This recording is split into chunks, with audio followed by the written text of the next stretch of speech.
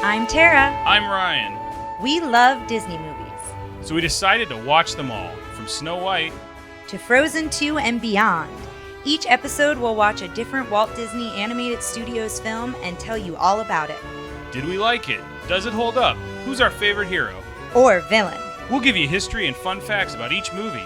And sometimes we'll invite our friends to watch along with us. So put on your tiara or your evil crown and join us on our adventure. This is Tara and Ryan's Princess Diaries. Hello, fairy tale friends, and welcome to another... Well, it's actually appropriate for this one. Yeah. We'll leave it in. We'll be here. We're here with our... I don't know if you can hear our guard dog and silent third host on every episode. She's apparently decided to chime in with her thoughts on 2019's live-action version of Lady and the Tramp. Available on Disney Plus, came out directly on Disney Plus, and I think was overlooked. We're gonna keep talking even though while she's doing it. We're probably just gonna laugh at her. But let's get back into the energy we had coming out of this, because guys, we really, really liked this movie. Liked it a lot. Like, would watch it again. Would watch it over the original, to be quite honest, because we enjoyed the changes they made in the story, which we'll go into. But it was delightful. It was so good. I want to start off by saying, like, I liked the original. When we watched it, like, I remember kind of not caring for it, and I liked it more as an adult. I think this does a lot of updates that are really, really, really good. Yeah, and some updates that I didn't think were needed, but now that I've compared the two, I think they were definitely the right way to go. I think they make the characters of Lady and the Tramp more interesting and more rich. Yeah. Lady has much more agency in this one. Yeah, she's also more interesting in that she's not just like, what's this? What's a baby? It's like she's naive, but it's kind of like she's only lived in this house, but she has a perspective. Mm-hmm. She's funny. It felt like... It's a very funny movie. It felt like it was written as like, well, what if we just made this like a romantic comedy? Yeah. And they've got, you watch them fall in love, like you see them kind of develop feelings. She's kind of does some funny stuff in parts. I really liked it. Do we want to go like... Yeah, my notes are chronological, so I figure I just wrote down things we enjoyed, things that were different. I know you have a few facts along the way. I do. The first thing I do want to say is, and I think you agreed with me on this, it's a very non-white cast. Yeah, we were so excited. The opening scene, it opens and we notice that Darling and Jim Deere are an interracial couple. Yeah. And it still takes place. I think I saw that and I assumed this took place. This was like modernized.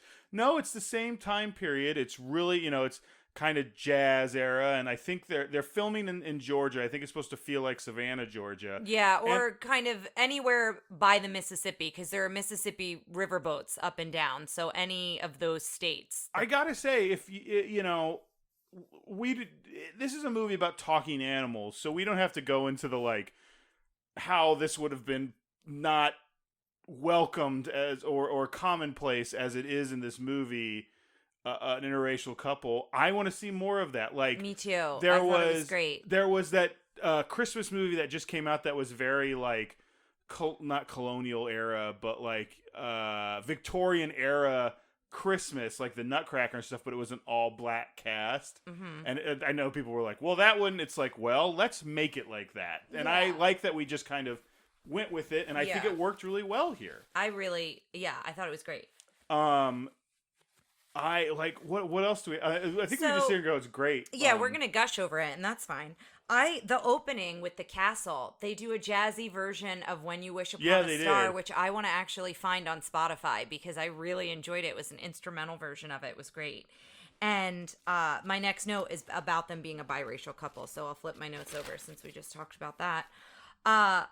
We got such a kick out of... What I will say is if you're a dog lover, I think you will very much... A dog owner, a dog lover, I think... This movie will speak to you. If you're not, I think you'll still enjoy it, but there were a lot of things that we got a kick out of because they're things that happen with our dog. Mm-hmm. So this next part is one of those, which is the beginning, which is similar to the animated version, where Lady jumps in the bed on that first night and they eventually just say, okay, just one night. Well, there's a part where Jim Deere keeps going on the floor to show her how to sleep on the floor, and I kept going, oh, he's going to end up sleeping on the floor. That's what I thought, and too. I was going to bind my soul to his because I would relate to that so much of being like, well, why don't you sleep on the floor? That distinct thing doesn't happen, but sometimes I feel like the odd man out in situations of our three-person family. Yeah. And so the other thing to mention here is Jacques is a girl in this, and I actually really liked the choice because Jacques' owner... Let me pull up some actresses. Jacques' owner, which we found out her name was Sally. I think in the end we found out her name. Sally likes to paint Jacques, and she paints Jacques in different outfits and in different styles. Like there's a Picasso Starry Night of Jacques, and there's like all these kind of famous versions of paintings, but they're of Jacques, so we see those, and we find out that that's kind of like Jacques is kind of into it. Like Jacques is always dressed in something. Yes, and I think we both really relate to that since our dog loves to get dressed up, not necessarily sit for paintings. We don't paint. She also doesn't like stuff on her ears. There was a video I saw of a pitty recently who like came to life when they she had like casts on her legs, and she was kind of bummed about it until they put like little butterfly stickers on it and then put like a butterfly hat on her, and they always have her wear that now, and she just loves it. It's great. Our dog doesn't do that and everyone always says like your dog doesn't like getting dressed up. Literally, let me tell this story real quick. We had some friends over, and one of them was pregnant, and the other friends brought a gift for why don't I say who they are? They're all guests on the podcast. Danny from The Rescuers came over. Future guest Molly also came over and brought Danny something for their baby, and pulled out a little onesie. And Lady came up to Danny and sat down like, "Are you going to put that on me? Is that for me?" Yeah, it was amazing. But she wears all this stuff. It's a fun little... It's Jacqueline. Jacqueline, yes. And it's so good. She is played by Ashley Jensen, who was somebody you may know from Extras with Ricky Gervais. Oh, okay. If you ever saw that show. But she's still got an amazing Scottish accent. We also meet Trusty, who is Sam Elliott, and his voice is perfect for Trusty. I will say it took me a few minutes to get into the talking dog aspect. I think with Lady... you can really see Lady's mouth move a lot because of the kind of dog she is. And so that was a little off-putting at first, but you kind of get transported into this world of talking dogs, and eventually it's not a big deal. Now, at first you said you kind of wanted it to feel a little bit more like Look Who's Talking Now. Is that the third one? Where they just kind of they have a voice, but they don't move their lips or anything. Yeah, and the pre-Babe era, or speaking of Disney movies, Homeward Bound. Yes, yeah, but I will say it was fine eventually. But I will say for me that was the one thing that took a little getting used to. We also loved when we follow Tramp. And see kind of, he's in the rail yard and how he's getting breakfast. He gets breakfast in these two little puppies. They have the funniest puppy voices. Well, the first laugh out loud moment was how he got the sandwich from the guy. Oh, yeah, that's right. A man and a woman were sitting on a bench and they recognize each other, acknowledge each other. They didn't know each other. Yeah, they just acknowledged that they were sitting next to each other. And Tramp jumped up on the bench behind her and she couldn't see it, and he just started sniffing her hair. Yes. Which... This is a weird thing to key into, this movie, but it had the best dog sniffing noises. Yes, I wrote that down because every time they did it, I was like, man, they really nailed the sound design on this. But they sniffs the woman, runs away. The woman thinks it's the man and slaps him. He drops the sandwich. And that's how he gets it. That was a good moment. Brings it to the two puppies. With the, cutest little puppy voices. And he's like, that's not your real voice. You're going to grow out of that in 6 months. And then where will you be? He's like, I appreciate the please, mister, we're hungry. Yeah, he says something about, I appreciate the hustle. confidence or the hustle, and he gives them the sandwich, and then they said, that was easy, so then you realize they are kind of hustling him a little bit. I thought that the dog's going to be like, I can't believe he fell for it. Like, have like a really deep voice or something. But we also meet Peg and Bull pretty early on. Janelle Monáe is Peg's voice. Who's Bull's voice? Benedict Wong. Oh, that's right. And then we should also say who's Tramp and Lady. We haven't said that yet. Lady is Tessa Thompson. We talked about this with you, who you know from Thor Ragnarok. And Veronica Mars, too. I forgot you watched all of Veronica Mars. She was on that for a while. And Justin Theroux, who I don't know if there's anything you know him from. No. Okay, that's fine. Like, I'm sure I could find something, but he was in Joker. I don't remember him being in Joker. Anyway.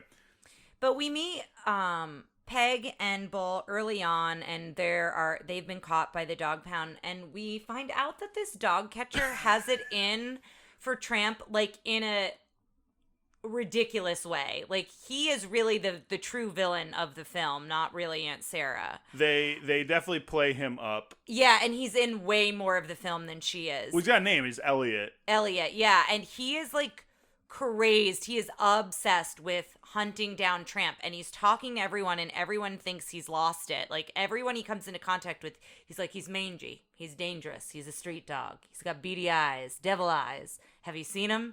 And he's just, throughout this whole movie, it's wild how he's just, like, got it in for Tramp. Played by Adrian Martinez, and I don't know anything he's been in. He was fantastic in this. He was really great. So I know who he was, and you're not going to remember this, but he's someone they talked to on Blacklist. Oh, okay. Because that's where I remember him from. Yeah, but he's really good, and we'll talk about more moments with him as we go through it. But when he distracts the dog catcher and lets Peg and Bull out, he then comes across two poodles, and this was another line that we thought was really funny, because he goes up to the poodles, they both have bows in their hair, and he's like, hey, you twins? And then one poodle goes, I'm her husband. He's like, oh, okay. He goes, oh, congratulations. Yeah, and walks off. So the other thing that's different is they play up the baby shower a little bit more. So in the original, we kind of see Darling pregnant and Lady wanting to go for a walk, wanting to play, all these things, and our lady's ears went up when I said the name. You know, they're ignoring her, you know, and Jim Deere goes to work, ignores her. That doesn't happen here. It all happens in the baby shower scene, which I think makes sense. You know, she's got the leash, they're ignoring her, they've got this big baby shower, you know, no one's paying attention to Lady. This is where we also find out that Jim is a musician, which I don't believe he was. Well, this is where we meet. Yeah, we meet Aunt Sarah as who's well. played by Yvette Nicole Brown. She was fabulous as Aunt Sarah. Simultaneously still has a bunch of go-away heat, but is like, I like her but more. But in a much better way. Yeah, and she shows up and she immediately makes... I think real Aunt Sarah had go-away heat and no yes factor. I think this one has both. Yeah. And she immediately, you know, interrupts the baby shower, of course. She's that kind of a character. She kind of comes in and makes everyone stop what they're doing to focus on her. And she brings over a gift to Darling and is like, oh, you have to open it. And it's a fancy, like, planter pot. Like, porcelain pot. It's a original Mascola. Or some fancy name. And I love that the lady next to her is like, oh, I'm sure the baby's going to love it. I love the shade that woman threw. But yeah, so that's where we find out she makes a comment that Jim could never afford it because he's a musician. So that really only plays the piano once. We don't really. And there's a guitar in the background of that scene too. But yeah, it's not like with 101 Dalmatians where it's clear that Roger's a composer, but we do find out that. And this is when Lady goes outside. She's looking for Trusty. She's looking for Jacques. And she's like noticing all these things, but not really putting it together about that there's a baby coming. And it's funny how she describes Darling. She's like, I think it's just gas. Her stomach's getting bigger. Yeah. But we've all had treats, right? We've all been there. Yeah. And so it's that whole part is really cute, the dialogue there. And monologue because Trump, not Lady in the Trump. I'm so sorry. Tramp is is trying pretending to, come be off trusty. Yeah, she's because he's on the other side of the fence, and so she's going through all of this, and then she realizes it's not Trusty. She gets pretty startled, and he basically goes into when the baby comes in, the dog goes out. Like, and she doesn't believe him, and he's trying to convince her, and then the dog catcher comes around. And the dog catcher's got this giant net, and he's going around, and Tramp just pleads with her, just please, don't like, bark. I'm gonna bark. Yeah, I'm gonna bark. I'm gonna do it. I'm gonna bark. I'm gonna let my owners know what's going on. And that was really funny, too. Dog catcher comes around, and this is the first time the dog catcher interacts with Jim Deere. And Jim Deere's, like, really, like, he's about to have a baby, so he's nervous. He's got, like, a drink in his hand. He heard Lady bark, so he comes outside. And he just, like, gives this real peculiar look, like, why everyone should give this character a dog catcher peculiar look. in the yard? This guy's a weirdo. And the guy goes into his whole spiel about he's looking for this dog, really describes Tramp in this terrible way, and is like, he's really dangerous. I have to find him. And he's like... But he does, he's like, you're really into this. He's like, commitment, sir. Like, he's very... And he's like, I think we're good. And then the dog catcher leaves. He goes back inside. And then... I wrote here, after the baby comes, I just got really upset. They seem like the kind of dog owners, because they dote over Lady, it's very clear, why they didn't introduce Lady to the baby right away. Well, not to jump ahead, but that becomes the point later when they figure out they've screwed that up. And yeah, they do which is fantastic. I love that they kind of rewrote that a little bit. Now, was it Kelly who told you this? I want to put this out there in the world. The idea of, if you have a dog at home, maybe send someone home with your baby blanket. A baby blanket from the hospital. I had a close friend who did that, and I think we may have mentioned this in the animated episode as well. Maybe, yeah. But But yeah, she brought, her mother was watching her dog and brought a baby blanket home from the hospital for the dog to kind of sniff and get familiar with, and then when they brought the baby home. So but yeah, so that happens, and we kind of see that go on, and then Aunt Sarah comes back, and I will say I'm on Aunt Sarah's side in this one moment. Yes. Because she shows up thinking she's going to watch Lulu, who's the baby, and she shows up, and they kind of bamboozled her. For the record, I don't think that woman is qualified to look after a baby either. Or a dog. And they know she's not a dog person, because she made a comment about Lady at the baby shower and made a comment about cats. Yeah, they said something like, she's so loyal and she's great. She's like, aren't you? You're thinking of cats. Yes, yeah. So they kind of like bamboozle her. Put this out in the world. Aunt Sarah is a typical cat person. Boom, boom. Deal with it. You are gonna get some bone. I got a bone to pick with you on the hotline. So Aunt Sarah shows up thinking she's going to watch the baby, and they've got the baby in their arms, and they're like, oh, Jim Deere's sister just absolutely wants to see the baby. You're here to watch Lady. Goodbye. Which and really, just leaves. that was kind of a cruddy move. Yeah, so I agree with that. And they know Aunt Sarah, so I'm like, you shouldn't have assumed that Lady would have run away, but you couldn't have thought it would have went well. Well, do you think they knew she was going to bring the two most terrible cats of all time? I don't think it's ever clear that cats were in that house. I will say that those cats weren't as bad as the Siamese cats because of the racial implications. However, those were some awful, awful cats. They were really good. They were very much CG cats, yes. But they go and they're like, we're going to redecorate. Really good. Their song, at first it was like, I don't know about this. And then when they get into the song, it's really good. And they totally trash the whole house. Because say what you will about the first song, it's an earworm. And this one I don't think is as much of an earworm. One isn't an earworm. But it's also a good song and I liked it. But they're also like, kind of like they are in the movies, like they just appear, do some damage and disappear. It's weird that they built up, the rat catcher and even the rat catcher, the dog catcher, and even the rat. Well, and the rat we do see early on. I will say before the baby is around, the rat like gets in the eggs, gets in the milk in the morning. So it's clear that they have a rat problem. And even Jim Darling asks the dog catcher, oh, we've been having a rat problem. And basically saying, like, is that anything you can help with? And he's like, oh, that's vermin. I don't deal with that. Do you ever go into a movie and you think it's something's in the movie and then it's not in the movie at all, or the movie doesn't take a turn? I don't know why, but I was sure if you had, really pressed me, I would have said, oh yeah, Alfred Molina's in this movie and he plays the rat. I don't know who Alfred Molina is. The bad guy in Sorcerer's Apprentice. Oh. And Dr. Octopus. And yeah. I have no idea why, but I kept waiting for him to go like, I'm going to get that baby. Like, I don't know why I thought he was going to have a voice. Spoiler, the rat doesn't talk. No, the rat doesn't talk at all. Well, nothing other than dogs do. Like, we don't see the beaver the beaver ends up just being a statue. Yeah, being a statue, which I really like. Because I was thinking, well, why in the original one didn't they tell the horses, "Hey, stop"? Like, yeah, because I was thinking about that. Anyway, so I'm the rat. I don't know why I thought that voice was gonna happen. So when Aunt Sarah comes, oh, that's the other thing that's funny. Aunt Sarah's listening to opera and is trying to sing along. There's a good moment there of her trying to sing. She's really good. She's really good.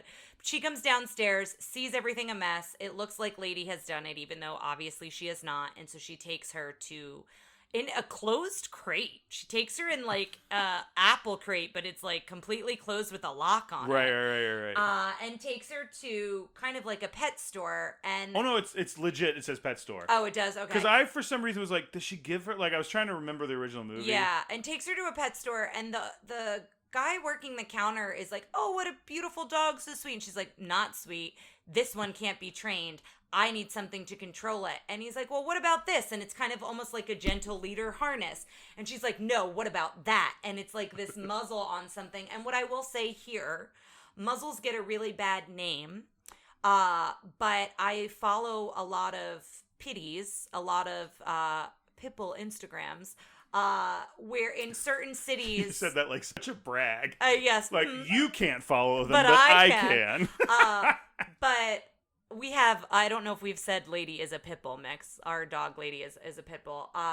But in certain cities, there are different restrictions around breeds and around Pitbulls. And so muzzles are sometimes used for that reason. There's a lot of positive reasons to use a muzzle and for why you might train a dog to have a muzzle. If they go to the vet, if they're very skittish at the vet, it's a good thing to have. So I don't want to, this movie kind of puts out there that a muzzle gets a bad rap. Yeah. Do you know what I mean? And I think when people see dogs with a muzzle, immediately they're like, oh God, that dog is aggressive. And that's not necessarily the case. So I think I just wanted to advocate there. A friend of mine who I believe listens, hi Steph, has a dog, and they're in Canada. And when it's funny because I know her from work, so I haven't met her in real life. Yeah. She was in Canada when I was in Austin. They had a pit bull restriction in Montreal, and or they had to be on a muzzle when they walked around. So she, I think, put all these colored things on it so that it was more inviting, because they do look like, they're leather and black, and there's not there's not much of a call for and it's the same the thing with fun muzzle, the gentle leader that goes over a dog's nose. Sometimes people will think, if they don't know what that is, it's like a kind of leash you can use for a dog. And I will say, we'll try to get off this tangent shortly here, but I will say I notice a big difference if we have a bandana on Lady. Yeah, more people are much more warm and fuzzy, willing to come up to her, to get closer to her, and that's a breed thing. And so we are huge advocates of pit bulls. We love them. Everybody who's not nice to us is wrong, because you're the best girl. You're the best girl, Lady. I love you. All right, so that's our soapbox on pit bulls. But Aunt Sarah she gets this muzzle for Lady. Lady rightfully freaks out. She doesn't know what's happening. Yes, just wait. So she runs out the door, and as she's trying to get out the door, this lady comes in. Well, she runs around the store and knocks everything over. And Aunt Sarah's trying to chase her. So Aunt Sarah runs into all these bird cages with live birds in them. And Lady goes to the door, and this woman is so jolly. She opens the door and she goes, Do you have any birds? All these birds attack her. You have to find that scene and put it on the Facebook page. Do you remember Little Shop, the first customer's like, my, what a strange and unusual plant. Yeah. That's the energy she brought to it. It's just so do you have any birds? Ah! She gets attacked. And then all the birds attack her, and that's how Lady the dog gets out of the pet shop. But it's a really great moment. She goes down this alley and is cornered by this... oh, God, this is another really funny scene, too. Yeah, this part isn't at first. She gets cornered by a dog. A stray dog who's like, and it's voiced by Clancy Brown. Yeah, and he's like, you're in my taking home, my you're stuff, a thief. et cetera, et cetera. Tramp shows up and is like, look at her. She's wearing, trying to, fake out the other. She's wearing a muzzle. She's dangerous. She's got rabies. And she's like, what? And he's like, rabies. The disease that makes you act crazy and strange. And dangerous. And dangerous. She's like, I'm crazy and strange and dangerous. I have rabies. And she's flipping her eyes. He's like, and sometimes you act more subtly than you. And then she's like going around. He's like, sometimes I guess you don't. It's just, the scene's really good. The other dog freaks out and runs away. Yeah, it was really funny.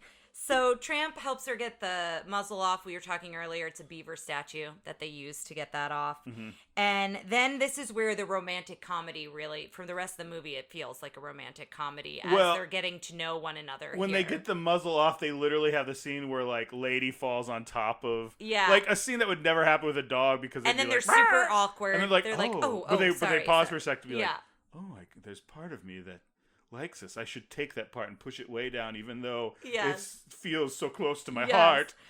But I wrote here, I love how headstrong she is. You know, he's always trying to tell her. He is trying to help her. And she's like, no. And here, she's like, I know my way home. He's like, it's not that way. It's not that way either. Like, she's always pretty confident. But she's never, like, bullish or rude. No, I just like her confidence she has. Yeah, she's right some of the time. She's not a damsel in distress as much as she was in the original. Mm-hmm. And this whole next part that we're going to talk about, what we really liked is they really reworked this.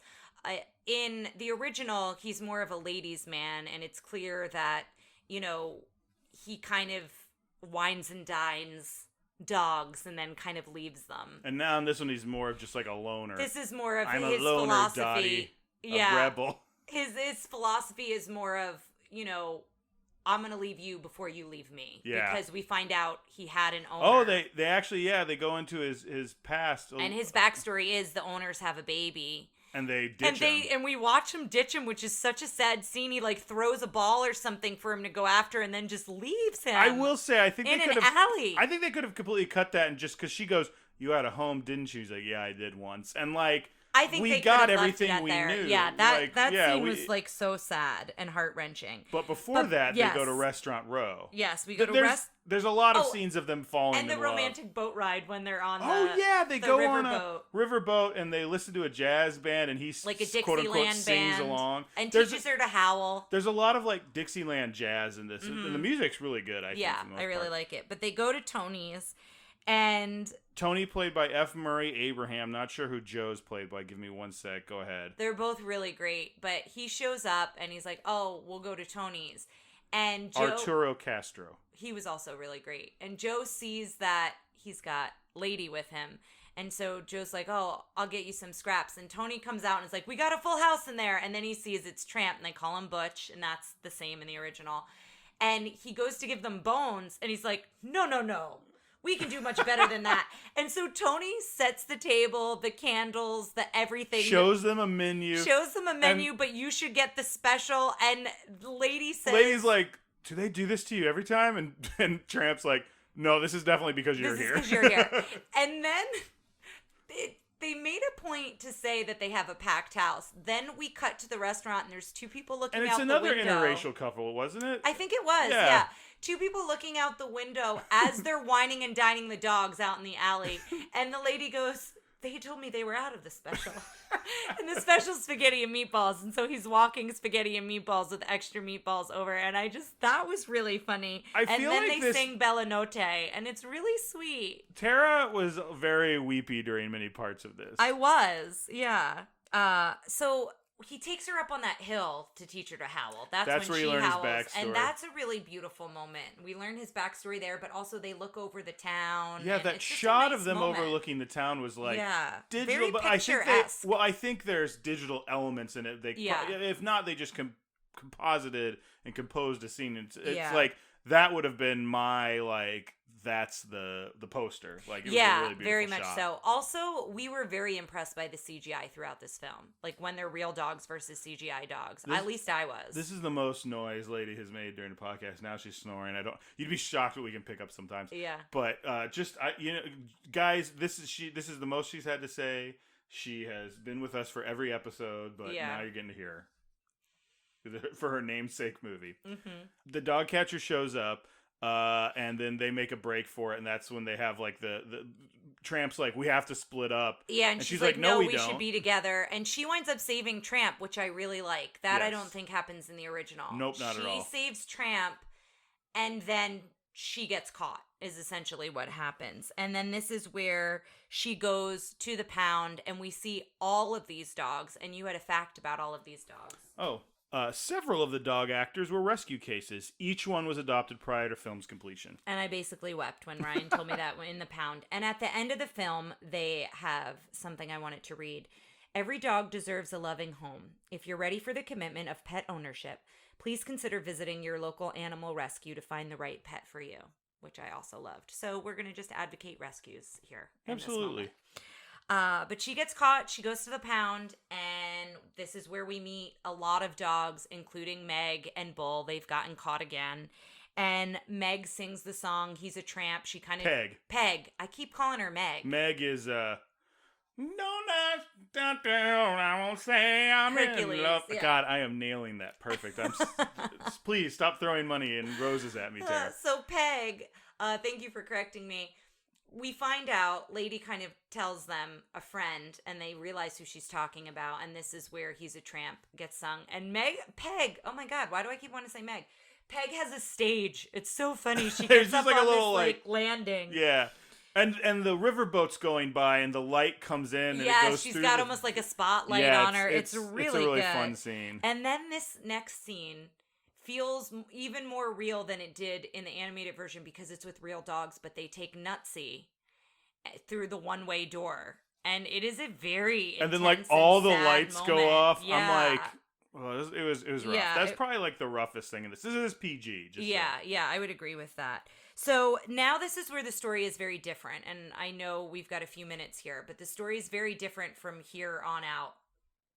Jim and Darling come home, and the next time we see them, we find out they've come home because they come to the pound and they find Lady, and they are beside themselves. They're like, oh my gosh, you must have been so scared.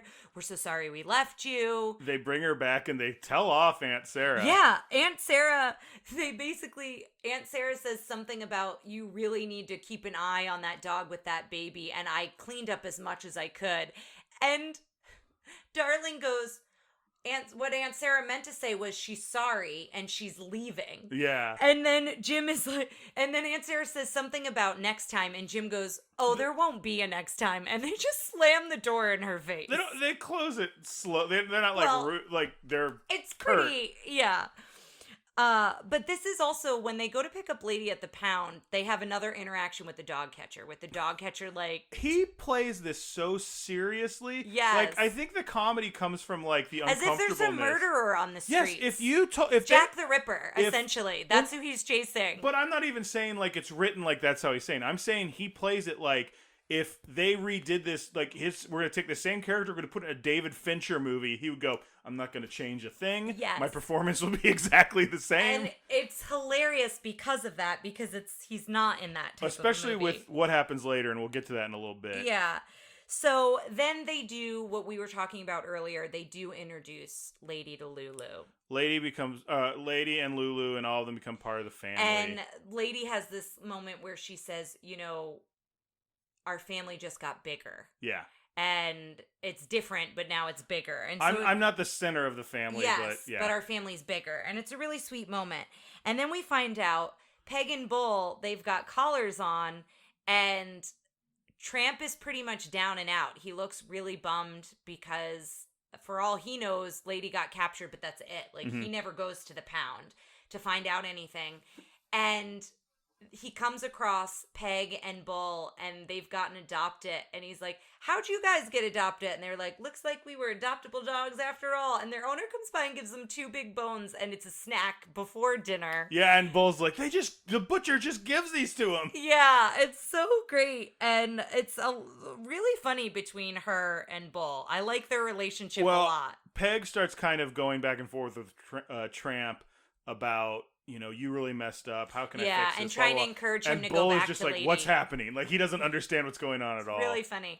So then Tramp takes one of their bones, and he brings it to Lady. And this happens in the original, but it happens differently, and it doesn't have the same genuineness as it does in this film. I think this is when he finds out she's mad at him. And this one, he goes into it going, I screwed up, I'm sorry. Yeah, and he's very genuine, as in, like, I talk about being free and going on adventures with you, but now that you're not there, I'm just alone. Yeah.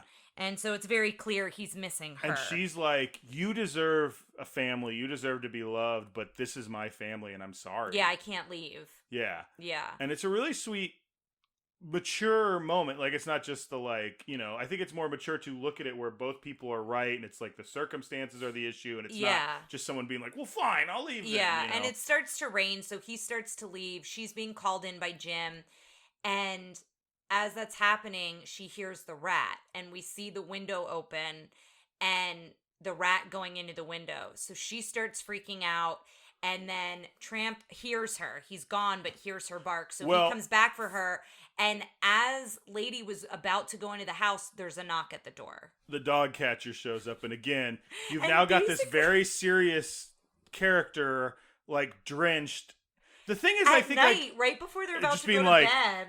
There's a dog. Your dog has been a known accomplice with another dog. Yeah, he's like, I've seen your dog with the stray. Like, and not he's the stray's here. I'm going to find it. He's like, we have to wait for it. He's like, he'll be here. He'll turn up. This is where he'll come. And he just walks in, and they're like, okay. And then she's like, I'll make some coffee. And he goes, coffee without cake is the devil's work. It's so weird. There's so many good lines in this. But yeah, so as that's happening, Lady starts freaking out and barking because she's trying to get up to the rat, and they think she's startled by the dog catcher. Right. And so they put her away, and the dog catcher makes a comment about her being unruly, and Darling's like, well, she really didn't have a good experience with you, so maybe that's why she's upset. Tramp returns. Yeah. Lady convinces him to go in and save the baby, but says the dog catcher's there, so be careful. So he sneaks in. He's up there. He's searching for the rat. And this scene, I thought, was pretty intense, but I don't think it was overly intense for the movie. No, and I think they did a good job with the way they did it. He essentially runs around chasing the rat, knocking things over. Eventually, he knocks... when he looks at Lulu, he's like, oh, like, you see him, like, be like, oh, hey, he's little like, girl. Oh, look at that girl. Look at that baby. And then when he knocks over the crib, he immediately goes to check on Lulu to make sure she's okay. She's okay. Well, he also, like, gets under it so it doesn't hit the ground really hard. And then she's okay, so then he goes after the rat, and it's clear he kills the rat under curtains. Which I think is how they did it. Not under curtains, but, like, you couldn't see it. You didn't see him kill the rat. Yeah, he's underneath all of that when it happens, and the sound kind of stops, and that's how you realize it. Rat catcher, you know, or I keep calling him a rat catcher. They go Dog upstairs. catcher goes upstairs because they hear all the commotion. They think he's tried to attack Lulu. Yeah, which rightfully so in those circumstances. He starts getting taken away by the dog catcher.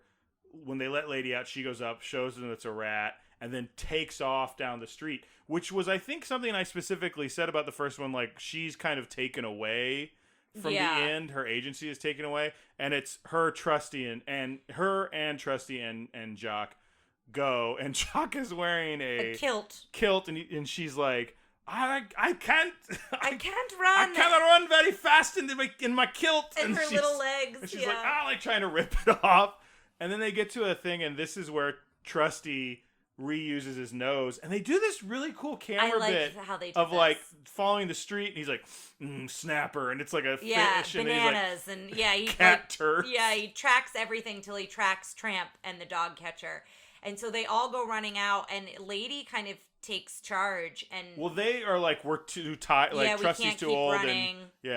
And so Lady runs, and you think Lady's gonna get hurt because she winds up running in front of the horses and startles the dog catcher. He stops. The horses kind of break free from the carriage, and the carriage flips over. And we realize Tramp winds up getting hurt. And you think he's like, it's same we with know Trusty. The story. It's same with Trusty. You're not sure what happened with Trusty. Just so parents. Yeah. Tramp's fine. And then she like howls, and then he says like, that was pretty good. Yeah. And then they try, the dog catcher is still like, I'm going to walk you to the pound. Even if I have to walk you to the pound. He's like dead set on getting rid of Tramp. Not just catching him, but taking him through the one-way door. Jim Deere and Darling are like, he's like, no dog that doesn't have a home can't roam the Doesn't have streets. a leash. Yeah, doesn't have a collar. And they're like, well, he's our dog. We're going to take him home. Yeah. And I said, I think the dog catcher is just going to turn around and just walk into the river. Like, he's like my whole reason for existing has been taken away from me in the 11th hour. Yeah, we don't see that. We see no more of him. He just turns around and walks, but he has this like 1,000-yard stare for like a second of like, I can't win. And I have one job. Yeah, and he's I like, can't win. I can't believe you're going to take this dog after everything. And they're like, no, he was protecting the baby.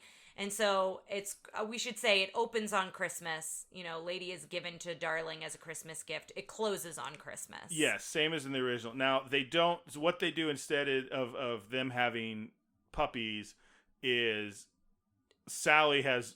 Jacques' owner has gone and gotten the 2 puppies from earlier, because who we also saw in the pound during the He's a Tramp. Yes, and it's because, you know, she was inspired by Jim and Darling to adopt from I think this movie has a pretty obvious adopt message, but I don't think it's a... No, it's not heavy-handed, I don't think.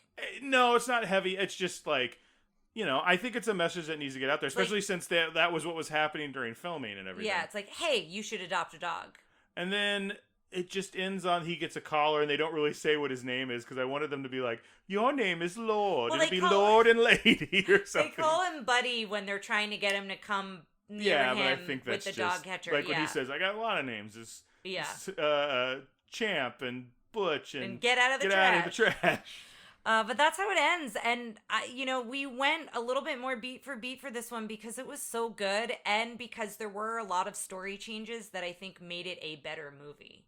Yeah, I hate to say better because, like, you know... Yeah, maybe better is the wrong word, but I think it's a fuller, more well-put-together story. I think the first one is a piece of art. Because of all the stuff we talked about, like it was the first time they used larger frames and you know, early animation. Yeah, I don't want to say. But it's really discard good. The first one, but I appreciate how they advanced the story. I don't know. I think it's a step up without it feeling too modern, without it feeling out of place. I think this is one that I think it's super underrated. I feel like we didn't hear anybody really talk about this when it came out. And I guess also we're now, after the pandemic, a lot more people are watching things that come out immediately to streaming. Whereas I feel like when this happened, that wasn't the case. When Disney Plus came out, I think people ignored it. Because it's also like this or The Mandalorian. And all due respect to Lady and the Tramp, I don't like The Mandalorian. But you know, I think it's one that I think people overlooked, and I think it's criminally underrated. I think you should check it out. It deserves a watch, for sure. Guys, thanks for hanging with us. I think the next time we do one of these, we talked about doing Saving Mr. Banks, checking that out. I think the Mary Poppins story and doing that one. But until next time, we'll see you then. Take care. Thanks for listening to Tara and Ryan's Princess Diaries. If you want to tell us your favorite Disney villain and why it's guest on, send us an email at trprincessdiaries@gmail.com. Or you can send a tweet about how great Maleficent is to @TRPDiaries. Check out our Facebook group by searching for Tara and Ryan's Princess Diaries. Tara and Ryan's Princess Diaries are available on iTunes, Stitcher, Spotify, Overcast, and many more. Wherever you hear us, please be our knight in shining armor and give us a 5-star review. Thanks again, and until next time, remember to always live happily ever after.